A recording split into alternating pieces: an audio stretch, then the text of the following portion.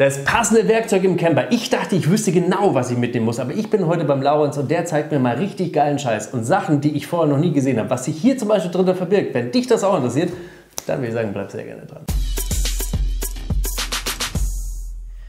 Ja, und damit ganz herzlich willkommen zu einem neuen Video. Heute ein Werkzeugspezial. Heute wird so ein richtiges Männervideo und da habe ich den Laurens dabei. Da freue ich mich riesig. Herzlich willkommen, Laurens. Geht's dir gut? Mir geht's super. Ist ein Lieblingsthema von mir. Ich weiß. Deswegen habe ich dich heute dabei, weil du bist der absolute Experte. Kommen wir gleich noch mal dazu. Und ihr merkt schon, ich zitter so ein bisschen. Es ist saukalt heute, gell? Wir gehen auch gleich wieder rein zu dir in die Werkstatt. Aber der Laurens hat gesagt, bevor wir mit allem anfangen, soll ich ihm erstmal meine Sachen zeigen, die ich so dabei habe. Denn worum geht's heute? Es geht heute um das richtig passende Werkzeug, das wir beim Camping dabei haben sollten. Und da hilft es uns heute ein bisschen. Wir schauen also, damit wir gleich mal auf die Gliederung kommen, erstmal ein bisschen auf meine Sachen, die ich hier dabei habe. Ich habe ein bisschen Angst davor, ehrlicherweise. Ich freue mich. Ja, das glaube ich. Und danach gucken wir uns mal an, was du bei dir im Auto dabei hast und dann sagst du uns ein bisschen, so glaube ich ist der Plan, was sollte man Minimum dabei haben, genau. Und dann wird es so ein bisschen freakiger und dann zeigst du uns noch ein paar richtig abgefahrene Sachen, die aber dem einen oder anderen von uns richtig Spaß machen könnten. Und damit würde ich sagen, können wir sofort loslegen. Ich wünsche euch jetzt ganz viel Spaß und wir legen los.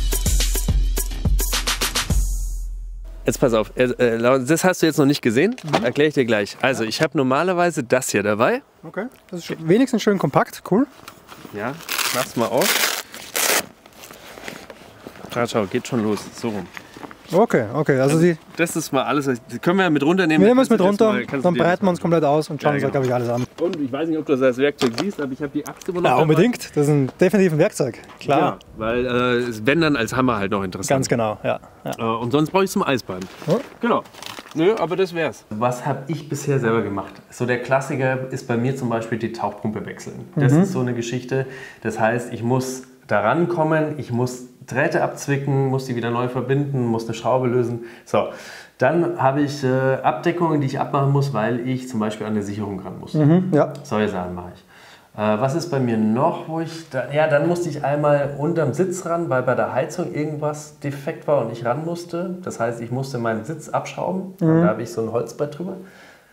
Das sind eigentlich so die Sachen, genau. Also ich fange jetzt nicht an, natürlich, das ist vielleicht auch nochmal wichtig, also ich will jetzt nicht anfangen und will mit dem Werkzeug irgendwie im Motorraum die Ölleitung wieder dichten. Also keiner von uns fängt an, die Zylinderkopfdichtung da im Urlaub zu tauschen oder so, das macht auch keinen Sinn. Das ist nicht geil. Ja. Es ist halt das ist so ein ganz typisches Beispiel für ein Werkzeugset, was man sich einfach mal so irgendwie kauft, weil es irgendwo im Angebot war oder irgendwas und was in der Regel auch die Arbeit erledigt kriegt irgendwie. Ich habe auch gar nicht so das Problem mit dem Werkzeug oder so, abgesehen davon, dass es sich jetzt vielleicht zum Arbeiten jetzt nicht unbedingt Spaß macht damit. Was mich bei den Sachen meistens stört, ist wegen der Qualität, dass eigentlich das, wie soll ich sagen, die Schraube oder die Mutter oder was, womit ich arbeite quasi, dass ich die damit beschädige. Allein wenn ich so einen Schlüssel sehe oder so und ich muss da irgendwie wirklich mal Kraft drauflegen auf das Ding, so wie der wackelt oder so, da drehe ich mir garantiert die Schraube runter. Ich habe gesagt, du bist derjenige, der so nicht der Werkzeugnerd ist, aber mal was reparieren muss. Ich bin der totale Werkzeugnerd und ich bin derjenige, der zu viel mit hat. Also merkt man schon hier beim Gewicht. Ja. Werkzeug ist verdammt schwer, muss man sagen. Und gutes Werkzeug. 8, 9 Kilo. Ja, wahrscheinlich, ja, sowas. Also gerade wenn wir da so drüber sprechen mit der 3,5 Tonnen Grenze und es ist knapp und so, Werkzeug ist auch wirklich ein Ort, wo man Gewicht sparen kann oder eben, wie ich, ganz schön viel Gewicht mithaben kann. Wenn ich dich da kurz mal unterbrechen darf, einfach nur generell so, ich schreibe zwar irgendwo Werbung hin, weil wir vielleicht die eine oder andere Quittung zu diesen Sachen nicht mehr haben, aber wir werden von niemandem bezahlt, dass wir euch das hier zeigen, sondern uns geht es auch nicht um die Marken, sondern uns geht es einfach nur darum, euch geile Scheiße zu zeigen. Ganz genau, ganz genau. Ich würde gern bezahlt werden von diesen Firmen dafür. Stimmt, schreiben Sie uns.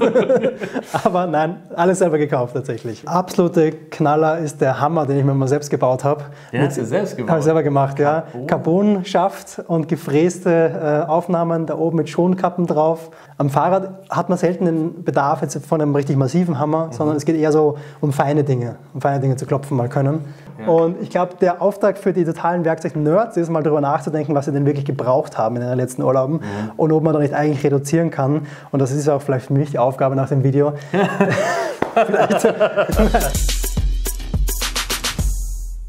Das absolute Minimum. Der gute alte Leatherman. Darf ich aufmachen? Ja, sehr gerne. Ich stelle das mal zur Seite. Hast du da einen speziellen oder? Das ist jetzt der Signal. Den habe ich mir gekauft, als wir einen Namibia-Urlaub gemacht haben und dort ein Fahrzeug gemietet haben. Und da konnte ich im Flugzeug jetzt nicht meine Werkzeugkiste mitnehmen, ist klar, aber auch kein kleineres Werkzeugset oder so. Das musste so minimal wie möglich sein. Und trotzdem war es einfach mega praktisch, überhaupt was dabei zu haben. Das heißt, ich hatte eine Zange drauf, Kreuzschlitzschraubenzieher, ein Messer, eine kleine Säge und so. Also bevor ich gar nichts habe, ist sowas mega. Das ist das Set, was ich mir so für dich überlegt hatte quasi. Okay, wir schauen mal rein.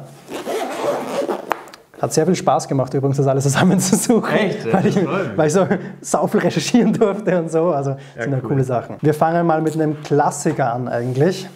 Und zwar, es gibt so ein paar Marken, die man so richtig bedingungslos empfehlen kann. Wo man einfach sagen kann, die sind einfach mega gut und von denen ist auch alles gut. Was ist für eine Marke? Das ist Vera. Die zweite Marke ist Knipex. Da schauen wir uns nachher die ganzen Zangen an. Ich habe keine dieser Marken, keine einzige Marke mitgeführt. Was mir an denen so gut gefällt, ist einfach, bei denen sind alle Werkzeuge qualitativ gut. Wenn ich mir jetzt zum Beispiel, Bosch macht extrem gute Werkzeuge, aber sie machen auch extrem schlechte Werkzeuge, weil sie es halt mittlerweile einfach in den Consumer-Bereich auch ganz billig runterziehen und dann muss ich wirklich schon ein bisschen schauen, was ist von denen gut, was ist schlecht und so. Das passiert mir bei Vera oder Knipex nicht. Das hier ist das Toolchecker-Kit, das ist die Einstiegsdroge von Vera sozusagen, weil es ein extrem fairer Preis ist auch. Gutes Werkzeug ist in der Regel sehr, sehr teuer, aber das Vera-Set hier, dieses Toolchecker-Set, kostet so 60 €. Das Besondere an dem ist, du hast da wirklich so gut wie alles dabei. Und das ist selten. Das ist wirklich, also gerade dass auch die Nüsse, die hier dabei sind, sind 5,5, 6, 7, 8, 10, 12, 13. Das ist genau die Breite, die du brauchst. Das ist wirklich perfekt. Und was man da an Bits kriegt für 60 € ist abartig gut. Einmal diese wirklich süße kleine Ratsche. Das ist schon echt lieb, muss man sagen. Aber jetzt meine dumme Frage, habe ich da überhaupt den Hebel, dass mir das was bringt? Und da zeigt mir Laurens was wirklich Spannendes, denn die Verpackung kann man als Griff benutzen. Man legt einfach die Ratsche ein und hat damit eine viel größere Auflagefläche für die Hand. Aber so richtig hundertprozentig zufrieden ist Laurens immer noch nicht damit. Genau, 2 Sachen fehlen mir an dem. Verlängerung und ein bisschen mehr Hebel. Und da habe ich jetzt die ideale Ergänzung gefunden. Das ist dieses kleine lustige Ding hier. Ist von KS Tools. Ist in Amerika ein bisschen üblicher, bei uns gibt es leider nicht so viel. Ist erstmal auch eine Ratsche. Ein bisschen länger schon, was super ist. Und was lustig ist an der, ich kann hier den Winkel verstellen. Das heißt, ich kann auch im Küchenschrank in skurrilen Positionen irgendwie hinkommen. Ach, toll. Was schon mal richtig viel wert sein kann. Und jetzt kommt der Trick an der ganzen Sache. Ich muss es hier richtig zusammenbauen. Und jetzt kann ich die nämlich nicht nur so verwenden, sondern ich kann das Ding durchschieben und plötzlich als T-Griff verwenden. Also ein richtig cooles Werkzeug und ist wirklich das, was jetzt dieses Toolkit als Ergänzung nochmal total abrundet. Okay, und jetzt steigen wir in das Thema Zangen ein. Und ich bin ein totaler Knipex-Freund geworden. Knipex, deutsche Firma. Ach, Firma, okay. Ja, die Qualität ist einfach krass gut von denen.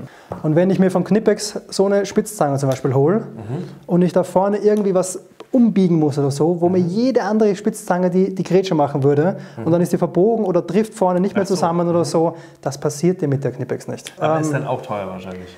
Ich finde gar nicht so schlimm, da kostet halt so eine Zange dann irgendwie 15 € oder so. Ich höre immer wieder so Sätze wie so, ja, aber ich brauche so selten, dafür reicht es doch.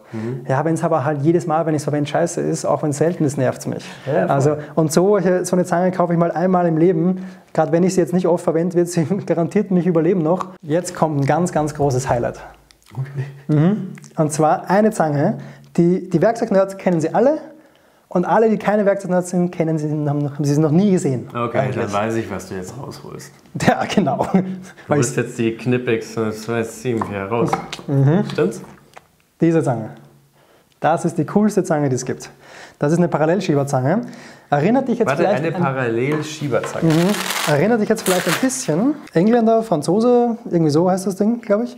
Das heißt, ich schiebe das also, ich drehe das so hin und kann verschiedene Größen von, ja, wie ein Gabelschlüssel quasi in verschiedenen Größen machen. Nur, dass das Ding halt einfach ziemlich wackelt. Ja. Gut, das gibt es auch in besserer Qualität quasi. Danke. Aber was die Zange hier unterscheidet ist, zusätzlich zu dem, dass es sich hier jetzt in dieser Größe verstellen lässt und wirklich auch bis komplett 0 runtergeht, drücke ich mir die auch noch zusammen. Ach so. Das ist immer noch eine Zange. Und da kann ich halt wirklich immer noch wirklich auch ein bisschen zusammendrücken. Und dadurch ist es wirklich selbst empfindliche Alu-Sechskantschrauben oder so, kann ich ganz vorsichtig nehmen mit der, wenn ich will, auch richtig viel Druck drauf geben und super aufmachen. Aber halt, stopp. Das erinnert mich doch an was. An die klassische Rohrzange. Stimmt, ja. Die kennt wahrscheinlich jeder. Ich kann die auch so in der Größe verstellen und dann da zusammendrücken. Was eine Rohrzange macht ist, man sieht schon, die schiebt nicht parallel, sondern die ändert ihren Winkel währenddessen. Deswegen muss die auch diese Verzahnung drinnen haben, weil die das Bauteil sonst immer verlieren würde, weil sie ja nie ganz perfekt gerade stehen kann. So fein ist die Rasterung nicht. Und was eine Rohrzange immer macht, die macht euch immer euer Bauteil kaputt. Das ist großartig, das ist wirklich toll. Großartig. Die Parallelschieberzange. Muss man überlegen, die da macht alles, was die ganze Ebene hier macht. Schauen wir mal, bis wohin sie geht. Oh, krass. Noch weiter. Ja, das hier. Das heißt, bis hierher, diese ganzen Gabelschlüssel, habe ich alle mit der abgedeckt. Das ist eine Schere. Das ist tatsächlich eine Schere. Sieht ein bisschen wild aus. Ja. Aber es ist eine richtig, richtig geile Schere, tatsächlich einfach. Da hinten hat es diese runden Ausfräsungen, da kann ich ein Kabel oder so reinstecken. Oder was Rundes. Das ist oft ein bisschen blöd, was Rundes zu schneiden, weil das dann so davon flutscht. Ja. Das ist hier überhaupt kein Problem. Zack, geht die durch. Und das ist auch wieder Knipex. Ja, klar. Und das ist einfach zum Kabel. Klassischer Seitenschneider eigentlich, aber ein bisschen kleiner. Seitenschneider gibt es viele. Also man kann sich auf jeden Fall auch jetzt einen in der Größe mitnehmen. In meiner Werkzeugkiste habe ich jetzt auch so einen drin zum Beispiel. Die sind alle, was ich schon bei Knipex gesagt habe, sie sind alle gleich gut. Es geht einfach immer nur darum, was will ich damit schneiden. Die ist super für Kabelbinder, mega. Die angenehmste Seitenschneider, um Kabelbinder abzuzwicken, um kleine Drähte durchzuschneiden oder irgendwas. Der kann das genauso, plus er kann halt noch ein bisschen dickere Sachen machen. Gut, jetzt darf ich es rausholen, oder? Na, warte noch einmal kurz. Und zwar, weil viele sagen werden, jetzt hat der Typ die Rohrzange weggeschmissen. Ja. Und ich brauche die doch, um meine Gasflasche aufzumachen, wenn die klemmt, oder ich brauche die, um den Abfluss aufzukriegen und so. Geht das nicht damit? Ganz oft geht es mit der. Und es gibt so Situationen, da hast du eher so einen Verschluss unten dran. Sowas zum Beispiel. Ja. Das wäre jetzt ein typisches Beispiel. Also kennt man Gardena am Campingplatz, schraubt man sich da selber, es hängt mal wieder nichts dran, muss ich dran schrauben, habe meinen Schlauch dann dran und nach 4 Tagen kriege ich das Ding nicht mehr runter. Wenn ich jetzt anfange mit der Rohrzange, das runter zu beißen, das wird auf jeden Fall funktionieren. Stellen wir sie mal auf die richtige Größe. Du machst ja allein das hier immer kaputt, gell? Ja, also das, wenn ich das jetzt, klar geht das, aber wenn ich das jetzt irgendwie jeden Urlaub mache, dann ist das Ding auch im Arsch. Nach 2 Urlauben schon oder so. Das ist, finde ich, wirklich keine gute Lösung dafür. Und ich habe eine ganz, ganz simple Lösung. Ich habe einfach ein Stück Fahrradschlauch dabei. Das ist jetzt vom Rennrad, aber es wäre völlig egal, von was für einem Fahrrad. Und wenn ich sowas habe, dann wickle ich mir den da drüber, irgendwie. Und das Coole bei Fahrradschlauch ist, der hat halt so wahnsinnig viel Grip. Weil halt, er ist halt Gummi und er macht das Ganze ein bisschen größer und ich kann das immer nehmen und aufmachen. Kennst du das bei den Wassertanks, wo man manchmal diese riesengroßen Verschlüsse hat? So eine Zange kannst du nicht mit haben. Ja, keine Chance. Das machst du auch dann. Aber wenn du einen Fahrradschlauch drum wickelst, hast du meistens eher das Problem, dass dir die Hände schon bluten von Schmerzen, weil du das gar nicht gedreht kriegst und selbst mit Handschuhen geht es nicht vernünftig. Und wenn du den so richtig so ein bisschen unter Spannung drum wickelst, hast du es einfach ein bisschen weicher und viel mehr Grip und dann kriegst du es easy auf. Du bist ja geil. Das ist einfach nur ein Magnet, dass du deine Schraube drin hast. Ja, genau. Ja, das habe ich nämlich auch hier drin, aber ich habe es nicht. Ja, das ist Schraube oder Bit oder irgendwas, was dir irgendwo blöd ins Fahrzeug, irgendwo hinten reinfällt, ins Regal. In die, zumal, weil der ja mega irgendwo flexibel ist. Ja, genau, du kannst den halt so hinbiegen, wie du ihn gerade brauchst. Ja. Und dann ist da vorne halt einfach ein relativ starker Magnet dran. Wenn man einmal irgendwie eine Beilagscheibe oder Mutter irgendwo in der Türverkleidung hat, die die ganze Zeit rasselt während der Fahrt, dann weiß man, warum das Ding so wertvoll ist. Also wirklich ein cooles, simples Ding, was man kennen sollte einfach. Mega. Okay. Ja, und dann? Ein einziges Tool drin, ein Messer. Der Klassiker. Ja. Ich bin gar nicht so der Fan jetzt von so großen Messern. Also ich habe tatsächlich lieber so ein Stanley-Messer dabei. Da kann ich mir eher fein irgendwas zuschneiden oder so. Das ist jetzt wahrscheinlich Geschmackssache. Hier haben wir also jetzt erstmal alles drin soweit. Wie sieht's aus? Was haben wir noch für Klassiker? Ja gut, der ultimative Klassiker. WD-40 und Panzerband, Ducktape, Gaffertape, wie auch immer man es nennt. Cool, dann haben wir da schon mal das Grundsetup. Das finde ich mega, den Tipp. Das werde ich gleich mal ein bisschen ausprobieren, gerade mit dem Wassertank. Ja, werde ich gleich mal beginnen. Ja, total gut. Und dann würde ich sagen, gehen wir jetzt mal in die nerdige Welt. Ich finde tatsächlich, der nächste Schritt ist auf definitiv, was ein Camper an Problemen haben wird, ist alles, was Elektro betrifft. Das heißt, irgendwo aus irgendeinem Grund geht die Kühlbox nicht, aus irgendeinem Grund geht ein Licht nicht an oder sonst irgendwas. Und Heizung. Heizung, ja, ganz blöd. Und jetzt, da müssen wir noch gar nicht mal so nerdig werden. Da bleiben wir meiner Meinung nach immer noch bei den Basics. Selbst jeder, der überhaupt kein Elektroverständnis hat, kann das machen. Und da gibt es was ganz Simples. Kenn ich. Ein kleines Multimeter. Das ist wirklich was, da braucht man keine Angst davor haben. Das ist kein krasses Messgerät. Es gibt genau 2 Sachen, die wir damit machen wollen. Es könnte mehr, aber für uns sind 2 Sachen interessant. Das erste, schaut mal ein, ist zu überprüfen, ob irgendwie eine Leitung von da nach funktioniert. Das könnte eine Sicherung sein, wo ich hinten drauf gehe, die hat ja auch Durchgang quasi, oder irgendwie ein Kabel. Immer wenn ich zusammengehe, macht dieses Piepsgeräusch. Genau, Durchgangsprüfer. Super simpel. Klassische Flachsicherung beim Auto, hat hinten immer 2 so Kontakte. Wenn ich da drauf gehe und sie ist noch okay, dann piepst. Wenn hier nichts mehr piepst, ist die Sicherung durch. Ja. Das könnte ich auch mit so einem Sicherungsprüfer machen. Und das zeigt uns der Laurens hier auch an diesem Beispiel. Allerdings wird dann das Signal nur optisch wiedergegeben und nicht akustisch. Und deswegen ist das wahrscheinlich in vielen Bereichen im Camper gar nicht so praktisch. Dafür darf ich an dieser Stelle noch was anderes lernen. Und zwar sind Flachsicherungen so konzipiert, dass ich sie mit einer zweiten einfach herausnehmen kann. Man kann die seitlich einschieben, da ist genauso eine Fräsung vorgesehen. Und dann kann ich die Sicherung herausziehen. Cool, wusstet ihr das? Jetzt aber weiter mit dem Multimeter. Ja. Das ist die eine Sache beim Multimeter und die zweite Sache ist Spannung messen. Das ist das mit dem V unten drauf. Geht einfach nur, wir arbeiten ja fast nur im Camper mit 12 Volt. Also die Batterie hat 12 Volt oder 12 bis 14 Volt, je nach Ladungszustand. Und ich möchte wissen, mein Licht geht nicht. Und jetzt möchte ich wissen, ist es der Leuchtkörper, der da nicht funktioniert oder kommt hier gar kein Strom an? Dann kann ich mit dem Ding reingehen, suche mir irgendwo die 2 Punkte, die 2 Metallpunkte. Und wenn ich 12 Volt ungefähr sehe, dann ist alles gut. Wenn ich da gar nichts sehe, dann kommt einfach gar kein Strom an. Und dann kann ich vielleicht zum Sicherungskasten gehen und mal schauen, ob da das Problem ist. Es ist wieder so, ich kann hiermit keinen Kurzschluss erzeugen. Egal wie ich die drauf mache, auch wenn ich die berühre oder sonst irgendwas, Multimeter ist so gebaut, ich kann hier nichts falsch machen. Okay, toll. Wenn es 230 Volt ist, also wenn ein Wechselrichter drin ist oder so, dann lasst die Finger davon. Wenn da was nicht funktioniert, lebt es damit bis zum nächsten Servicetechniker 230 Volt, da machen wir nichts. Wir haben ja vorher darüber gesprochen, dass wir bei modernen Autos im Prinzip eh nicht so viel reparieren können. Und das liegt einfach halt auch mit an der ganzen Elektronik. Das ist halt ein bisschen schwierig für uns. Und das ist so der kleine Clou, der uns ein bisschen noch helfen kann quasi. Das ist zum Fehlerspeicher auslesen, genau. So ein OBD-Dongle. Ganz simpel, meistens hat man unter der Lenksäule bei seinem Fahrzeug irgendwo diesen OBD-Stecker. Da geht auch die Werkstatt ran, mit einem größeren Diagnosegerät natürlich.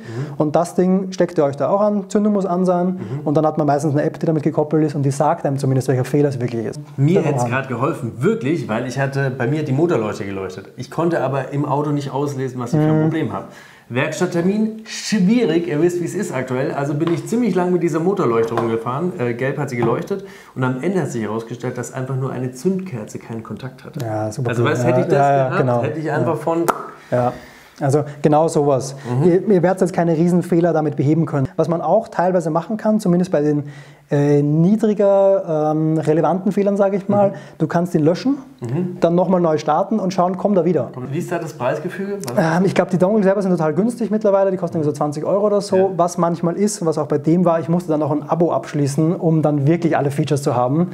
Eine App dann. Ja, genau, das war so ein bisschen doof, finde ich. Ja, voll. Okay. Ja, vielleicht habt ihr da ja sogar einen Tipp drunter schreiben können und sagt, hey, da haben wir was, das ist relativ preiswert und ich muss kein Abo abschließen. Ja.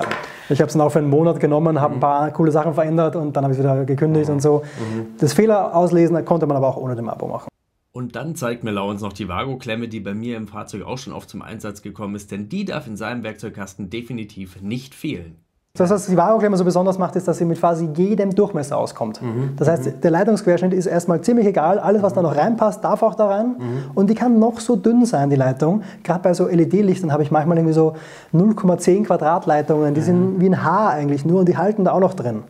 Ja. Und ja, wenn der halt irgendwo mal ein Kabel durchreißt oder irgendwas oder so, durchgescheuert, dann kann ich es links wieder abschneiden, kann mir das zusammenhängen und wie gesagt, da war bei mir das Thema Tauchpumpe-Defekt und dann hast du das Problem, ich muss das Kabel durchschneiden, so, und dann musst du es ja wieder verbinden. Und da ist sowas Gold wert einfach. Genau.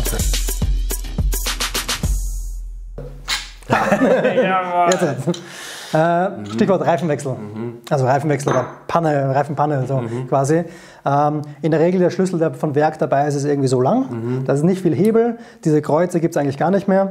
Ja, und der ist halt einfach doppelt so lang. Ne? Also das heißt, ich kann mir den ausziehen. Das ist eine ganz normale 3/8 Zoll Aufnahme. Das heißt, ich kann meistens die Nuss, die dabei ist, sogar hier draufstecken. Oder ich besorge mir halt einmal die passende Nuss dafür und ich habe einfach deutlich mehr Hebel. Hey, jetzt Holzfällen, oder? Holzfällen, genau. Da hast du auch noch, also es klingt jetzt blöd, aber da hast du was richtig Cooles. Gell? Genau, wir hatten ja vorhin schon die Axt. Genau. Ist richtig cool, ist auch sau viel Arbeit damit mal irgendwie so, also einen Baum spalten cool, einen Baum durchschlagen, furchtbar. Ja. Also wirklich, das ist die falsche Axt dafür. Ja. Macht keinen Spaß. Da gibt es 2 Varianten. Nummer 1 habe ich sehr, sehr gern. Von Fiskars diese Säge. Gibt es auch von anderen Herstellern richtig gute Dinge und so, aber sie haben leise mit treue Dienste. Das Einzige, was jemand, der vielleicht nicht so im Sägen geübt ist, aufpassen muss, das ist eine Zugsäge. Das heißt, man hängt ein und zieht zum Sägen. Man darf niemals drücken. Also das sehe ich dann ganz oft, wenn ich sie herborg, dass jemand drückt und dann verbiegt das Sägeblatt kurz. Und ich stehe schon und sage, bis zu einer Größe von Ästen und Baumstämmen von, ja, so die Hälfte. Wenn es größer wird, macht es keinen Spaß mehr, weil dann kannst du nur so ganz wenig bewegen. Und da habe ich jetzt was anderes, oder was heißt jetzt, habe ich schon ganz lange. Das Lustige ist, es ist viel kleiner und es ist für größere Bäume. Okay, jetzt bin ich gespannt. Ja, das ist meine... Zum Durchsägen? Zum Durchsägen, das ist meine Kettensäge. Ach Quatsch, mit Schmackes. Ja, das ist tatsächlich so ein echtes Kettensägen-Ding. Und dann? Und du kannst es entweder zu zweit machen, und da so hin und her, oder sei mal mein Baum. Ich habe Angst vor deinem Ja, ich säge noch nicht. Du schlagst einfach so hin und her und bewegst jetzt abwechselnd hin und her. Also du kannst es prima auch alleine machen. Und das Ding ist krass. Das sägt so schnell. Voll gut. Also da habe ich schon richtig große Stämme mit sowas durchgesägt. Generell braucht man die Sachen jetzt sehr, sehr selten, weil es dass man jetzt wirklich Lagerfeuer machen darf und dass man irgendwo in der Not ist, einen Baum irgendwie zu zersägen oder so, ist selten. Ich glaube, das letzte Mal habe ich es in Skandinavien gebraucht. Also da ist es ja noch erlaubt und auch durchaus gern gesehen, sage ich mal. Da darf man das machen.